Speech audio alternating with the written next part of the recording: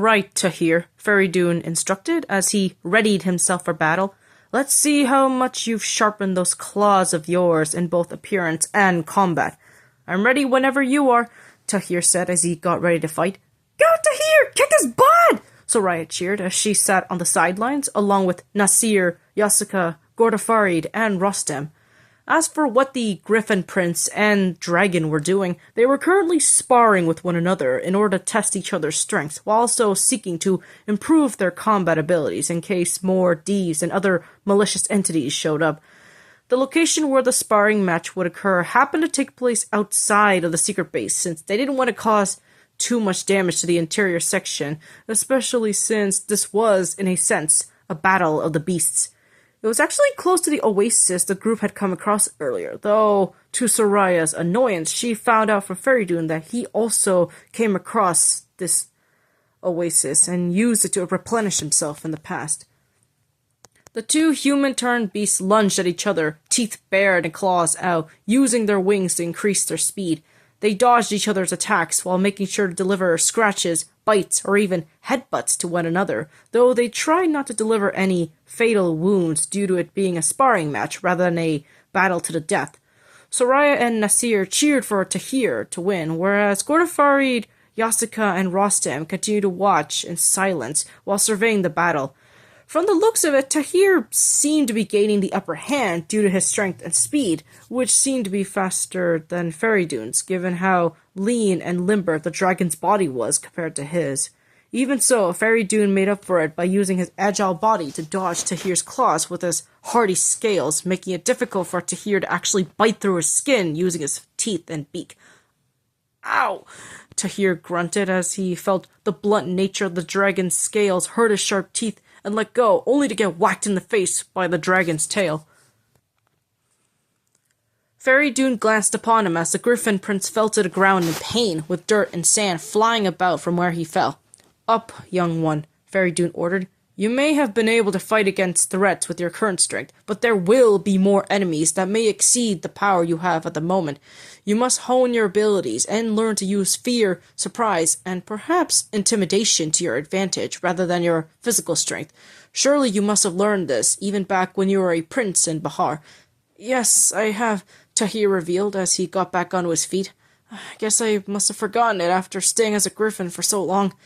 At least you managed to hold on to some of your remaining humanity, Feridun commented. I have heard of many people who were cursed in similar states like you and I were, but were not so fortunate in maintaining what was left of their human selves. They sadly succumbed to their baser instincts to the point of forgetting who they were and died for it. The fact that you and I managed to avoid such a fate is a miracle in itself. Perhaps it is one brought unto us by Omorazda himself, Tahir commented before lunging towards Feridun once more. However, as he did, Feridun suddenly let out a large stream of fire that nearly burned Tahir alive, though it did singe his wings and legs as he swerved to the right. Even so, he made sure to deliver a hefty headbutt to Feridun, which knocked him over while the flames shot out into the sky before sputtering out.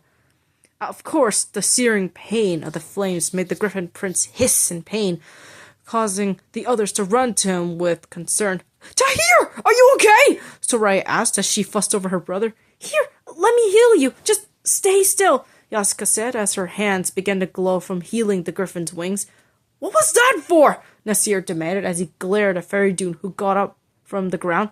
Were you trying to burn him alive? Yeah, what was up with that? Soraya accused. Are you trying to get him killed?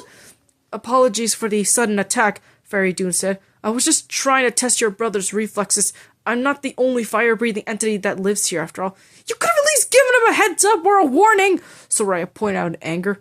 Perhaps, but there will be those who will not play fair in battle, especially if they have access to technology of the incendiary kind, or possess the ability to use fire on their enemies.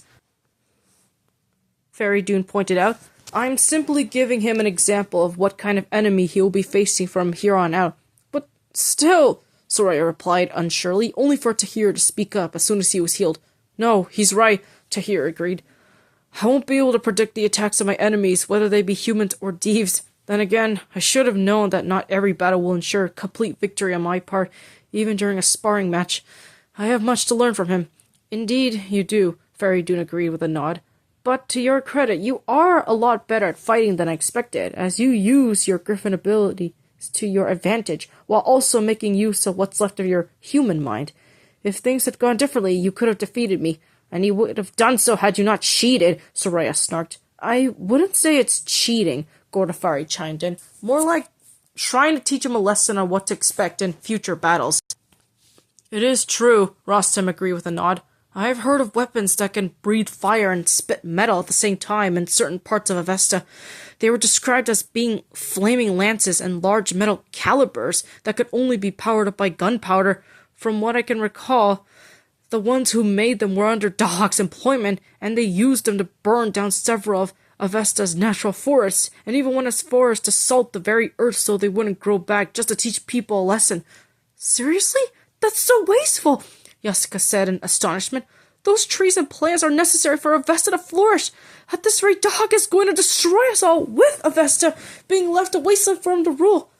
Perhaps it is what he wants, Fairy Dune theorized. He shows no leadership skills and mainly rules through fear and manipulation, while also recruiting those who are just as despicable as he is. Not to mention, he has full control over the D's, who live to do nothing more than destroy everything in their path. Chances are he doesn't care about who survives or not, as long as he gets to rule Avesta, and if anyone denies him that chance, then Avesta can burn for all he cares. That's just horrible, even for him, Nasir commented in a disturbed tone. He really doesn't give a damn who lives or dies, as long as he's in charge, which is why we need to stop him, and why I need to get stronger, Tahir said with determination in his tone before bowing his head towards Feridun. Feridun, I ask that you continue to teach me further, since it is clear I have yet to improve.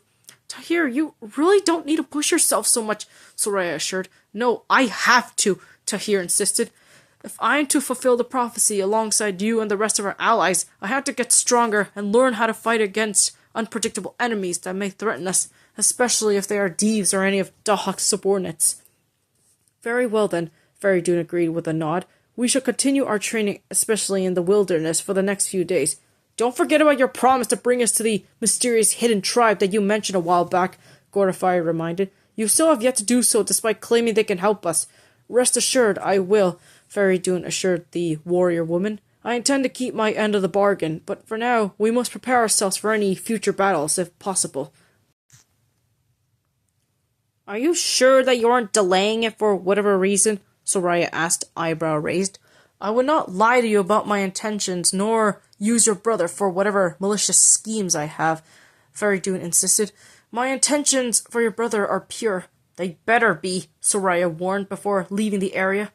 We should probably forage for more food, since we're close to the wilderness, before we head back. Yes, we should, Nasir agreed with a nod. I'll go with you, Jessica agreed. In case something happens, we can always escape quicker on my cloud. Sure, that can work, Soraya agreed as she waved to the others before leaving with Nasir and Jessica. We'll be back soon. Be careful, Tahir pleaded. Don't stray too far from us. We won't, Soraya assured Tahir before leaving with Nasir and Jessica. Tahir, Feridun, Rostam, and Gordafari continued to watch the trio as they went further into the woods they were close to. Feels like yesterday since she was only a baby, Tahir commented in a wistful tone. A part of me wishes I was there for her more often, instead of having to watch over her in secret. You did the best you could, Gordafari assured Tahir. If anything else, you're a good brother. You just need to believe it. I wish it were that easy to believe, Tahir said self-deprecatingly. I still feel guilty over not being able to stay by her side and help her with whatever problems she had as a royal.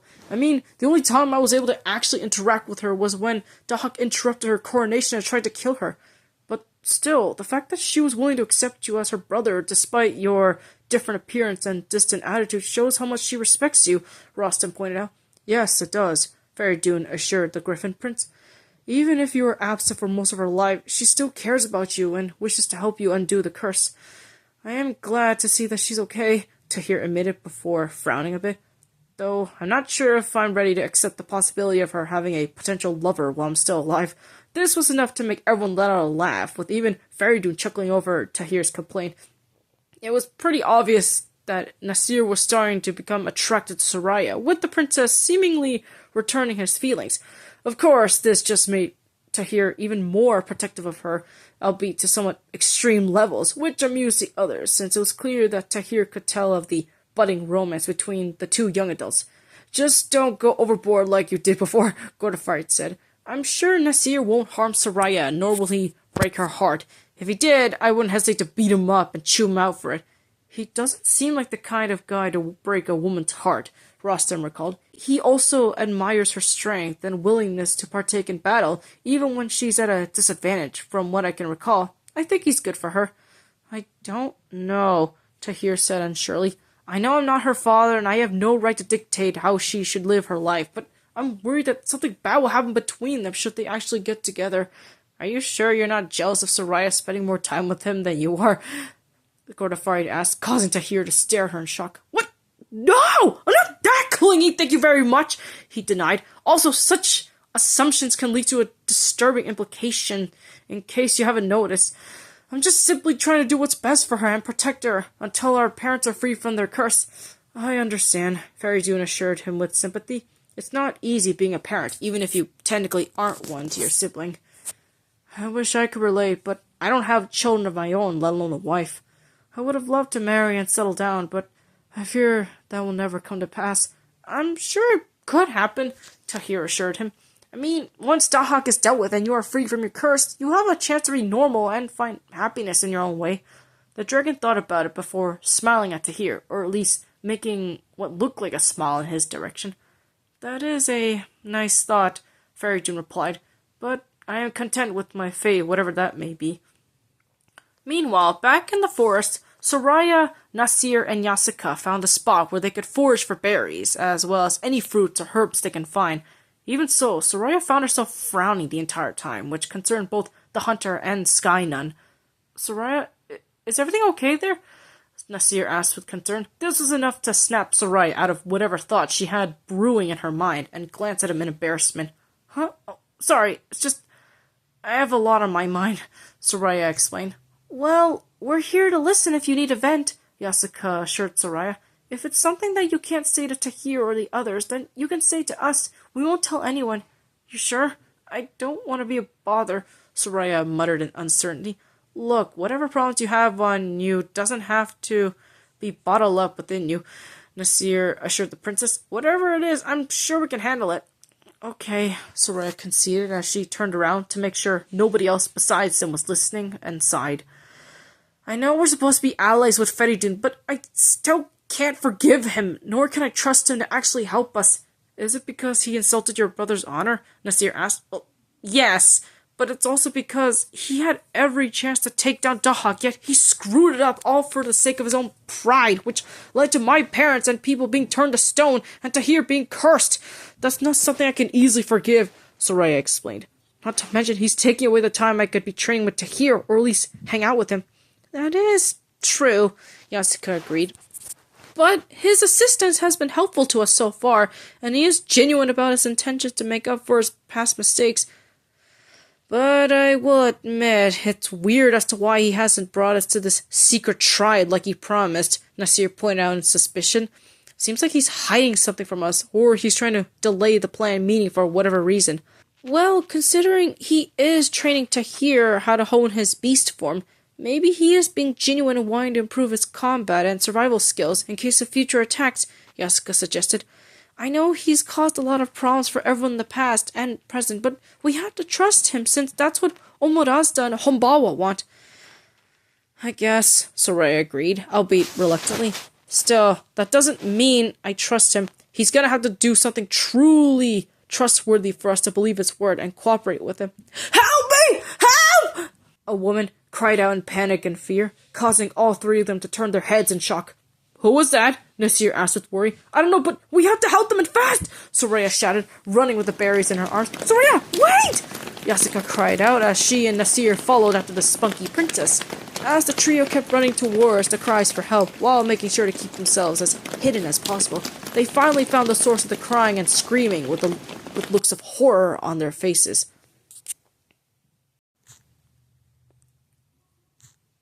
As it turns out, a group of brigands were manhandling a woman who desperately struggled to fight back. The fact that the brigands had rope on them and already tied up her feet, while also having knives and swords on them to keep her from escaping made the situation even more tense, if not volatile. It also didn't help that the brigands had rather lecherous expressions on their faces, with some of them outright laughing at the woman attempting to escape, which made Soraya see red.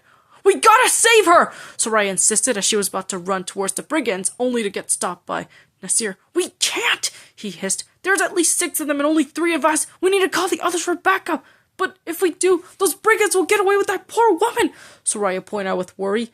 "Then we should focus on rescuing the woman first," Yasuka suggested. "I can get her away from the men and protect her using my powers." "But how do we get her away from those men?" Nasir suggested. "I have an idea," Soraya said as she picked up one of the berries, which happened to be a barberry, before throwing it at one of the brigands. It managed to hit one of them on the head and land on his hand to his confusion. Seizing this chance, Nasir readied his bow and arrow that he had on him before aiming at the distracted brigand. It was shot straight in the forehead, bleeding from the spot the moment the arrowhead struck him. This freaked out the rest of the brigands, who pulled out their swords and knives, with one of them grabbing the incapacitated woman by her hair in a painful manner. "Show yourself!" the brigand leader shouted with hostility as he pointed his sword at the woman's neck. "If you don't, we'll cut her into pieces! I'll give you the count of 3 to come out and face us. 1, 2, 3... Wait!" Soraya shouted as she and Nasir came out of the foliage with hands up in the air. "We surrender! Just don't hurt her!" "Yes, we do!" Nasir insisted as he pulled out his bow and arrow in a harmless manner. "Look, just don't kill her! We won't do anything if you won't do anything." "That's much better," the brigand said as he pointed at the ground using his sword. "Drop your weapons and those berries. We'll be taking them from here on out." "Hey, wait a minute," another brigand said as he got a closer look at Soraya. "That girl, she's the missing princess! The one Lord Dahak has been looking for!" This made both Soraya and Nasir panic as they realized the brigands knew about the bounty on her, with Soraya beginning to sweat nervously. "Crap! They know who I am!" she thought to herself in fear. "If they find out my brother is around, they'll try to capture him too, which in turn will lead to the Frumy tribe base being discovered. I can't let that happen!" "You're right. She looks exactly like the images showed us," the brigand threatening the woman said. "Perhaps we should bring her to Lord Dahak for a handsome reward. She's also kind of cute upon closer inspection." Soraya shuddered from the way he said it, especially with his lecherous gaze being placed upon her. Nasir scowled and stood in front of her defensively before clenching his fist in anger. "You try anything and I'll gouge your eyes out," Nasir threatened. "Oh, please. There's 5 of us and only 2 of you," the brigand mocked. "What's a bunch of brats like you going to do to us?" Suddenly, before anyone could do anything, Yasuka arrived on a cloud before blasting large gusts of wind towards the brigands, which knocked them back and onto the ground. The woman who was tied up found herself free from their control, but couldn't move due to her leg still being tied up, prompting Soraya to approach the woman gently before attempting to untie her bindings. "Don't worry, I'm here to help you," she assured the terrified woman, only for the woman to scream out again. "Look out!" she shouted as a large shadow appeared right behind Soraya. The princess turned around and saw one of the brigands about to swing a sword down at her, prompting her to kick him square in the crotch, which caused him to comically wheeze in pain before dropping his sword.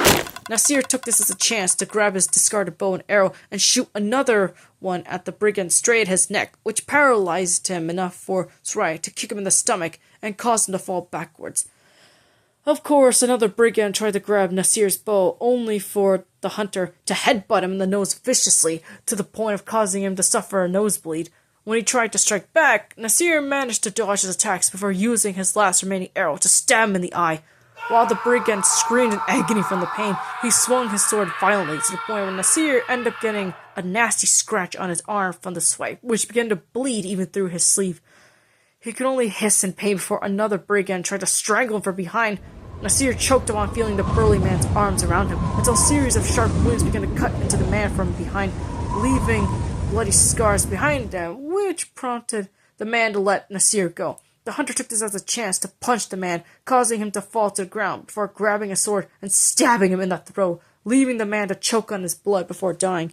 As he turned to see who helped him, the one who created those sharp winds was none other than Yasuka, who stood on her cloud and had sharpened the air around her for weaponization.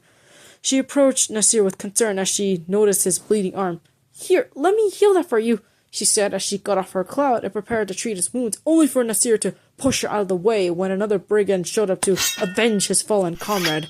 With the sword still in his hand, Nasir blocked the other brigand's attack, though it was clear that he was losing due to the brigand being stronger than him. Fortunately, he didn't have to do anything else when Soraya showed up with a sword that she took from the other deceased brigand and slashed at the one from the nape of his neck. He howled in pain before Nasir cut his head off using his own sword, prompting the man to fall on his side, dead. They both panted from exhaustion and covered in the man's blood, but not before thanking each other for the assist. The woman who was saved by Soraya managed to stand up on her 2 feet again, thanks to the princess untying her earlier, and stood by her side nervously.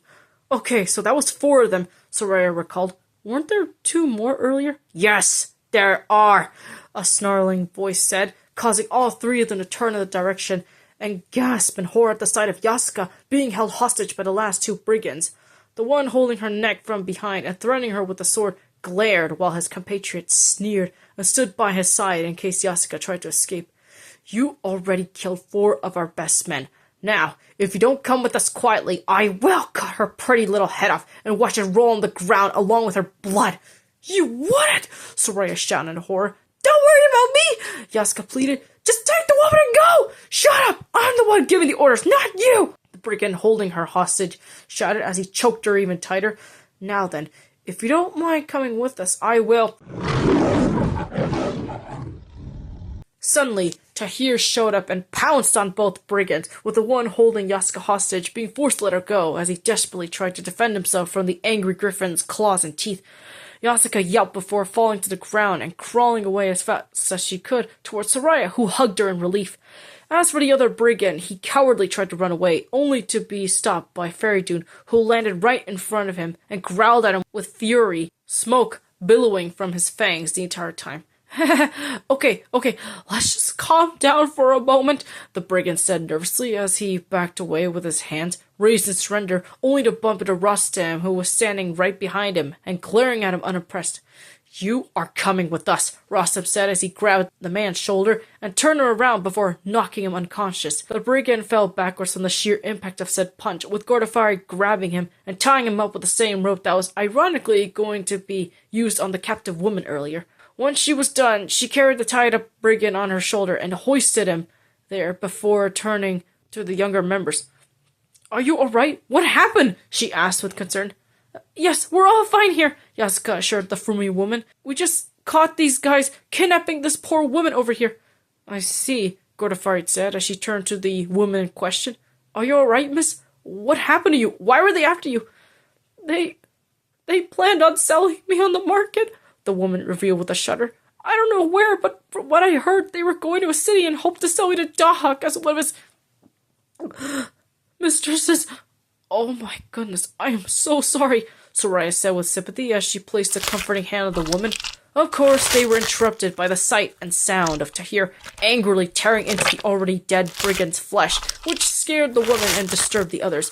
They had never seen him that angry before, nor did they recall seeing him commit such brutal carnage onto an enemy like that. Most of his kills were swift and less messy than this, which prompted Soraya to approach her brother despite the warnings of the others. Tahir, stop! He's already dead! Soraya shouted, which was enough to snap Tahir out of his rage, though he still had blood dripping from his face and feet. Even so, his scowl remained as he turned towards his sister, much to her confusion and slight fear.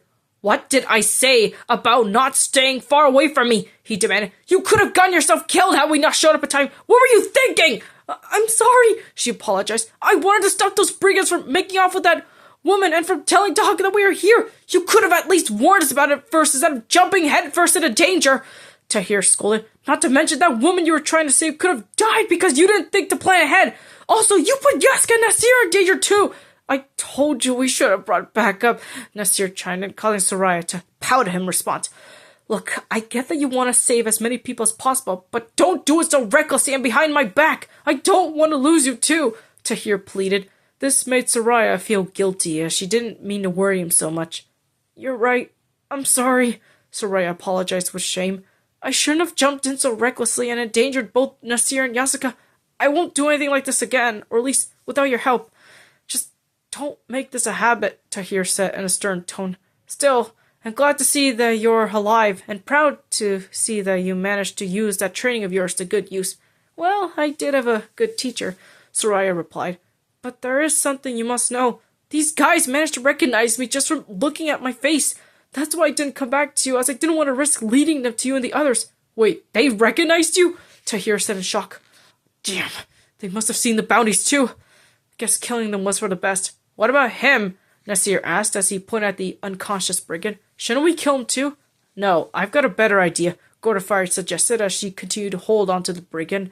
The woman mentioned that he and his cronies were about to sell her to Dahak personally. Is that correct, miss? Yes, it is, the woman confirmed with a nod. They mentioned something about wanting to bring me to Dahak himself.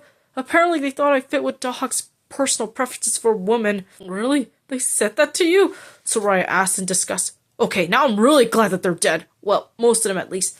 The one who got knocked out by Rostam earlier said that I was cute upon closer inspection.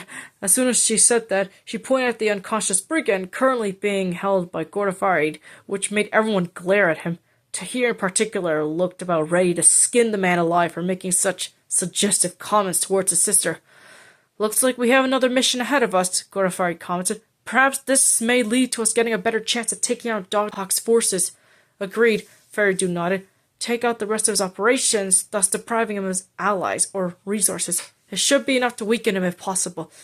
Let's hope this guy is willing to talk more after all that, Gordafarid said as she glared at the brigand she was carrying. However, her gaze softened when she glanced at the terrified young woman before them. Do you wish to come with us, or do you want to go back to your hometown? No, I'm more than willing to come with you, the woman said. To be honest, I don't really have anyone waiting for me at home since I lost my family a while back and mostly had to keep to myself due to my background. Really? And what exactly is your background? Soraya asked of curiosity. That is, if you want to tell us. The woman looked around nervously before clearing her throat as she whispered in a hushed tone. I do not think it's safe to talk about it out here, the woman said nervously. There could be others watching and listening. Good point, Gordafari agreed. Come on, we should get back to the base before it gets dark. Right, the others agreed. Can we at least get your name, if you don't mind? Yasuka asked politely. My name is Arnavaz, the woman revealed. Again, I wish to thank you for saving my life. No problem, Soraya assured the woman. It's what we do best, especially during these dark times. As the group continued to walk away, they remained unaware of somebody watching them intently. It was a mysterious figure who remained hidden thanks to some kind of camouflage they were using from the sky. They are almost there, but their journey is far from over, the mysterious entity spoke in a calm yet stern tone. I only hope they can still find the missing pieces before it's too late. Dahak is merely a distraction for the bigger threat at hand, one that will decide the fate of Avesta once and for all.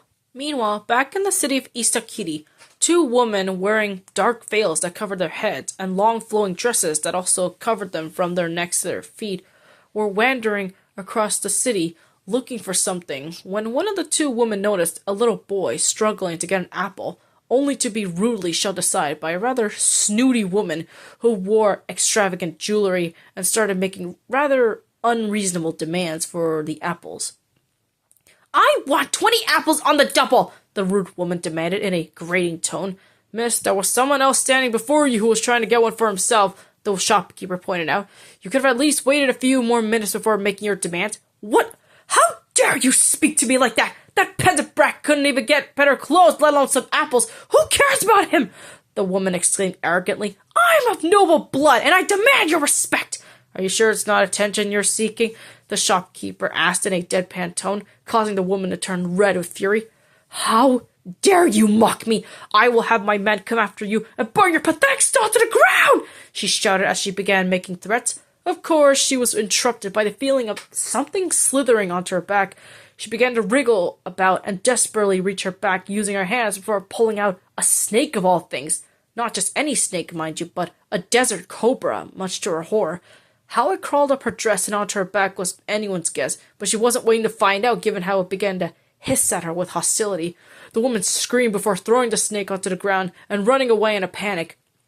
As for the peasant boy and the shopkeeper, they stood still out of fear towards the cobra, with the shopkeeper feeling tempted to pull the boy towards him over the apple stall if it meant keeping him safe. Fortunately, the cobra left peacefully to the relief of the two men before the mysterious robed woman showed up with coins in her palm.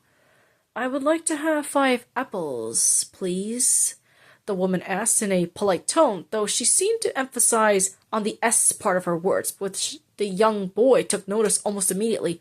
"Of course, miss," the shopkeeper agreed as he grabbed 5 apples before placing them in a basket and handing them to her in exchange for the coins.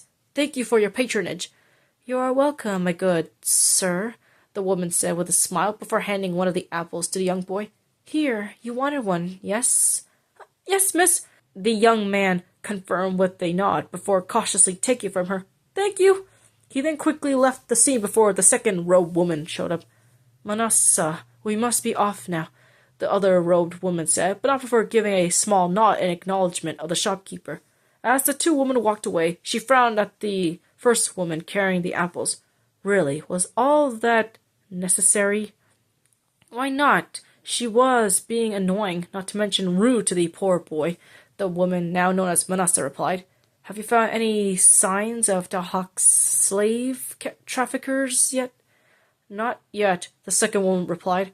"Chances are they have yet to get any more victims to sell to Dahak, which is a good thing overall. Even so, we must be cautious as to what plans they have so far and report us to Fairy Dune if we can."